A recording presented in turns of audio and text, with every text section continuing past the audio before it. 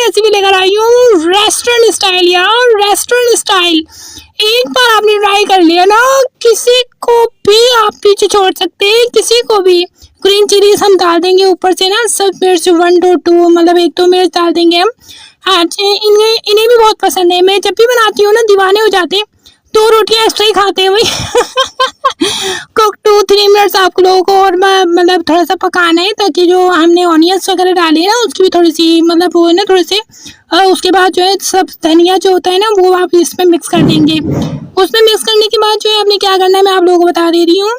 सब धनिया आपने मिला लिया। सब धनिया के बाद आपने अब मैं ये जो कर रही हूँ ये होता है असल में एक टिप होती है, मैं आप लोगों को बताना चाह रही थी। ये रैपर जो होता है ना हमारे पास 2 to 4 ड्रॉप्स ऑयल डालने हैं। आपने कोयला लेना है, उसे गर्म करना है, उसके बाद इसमें ऐड करना है, ठीक है ना।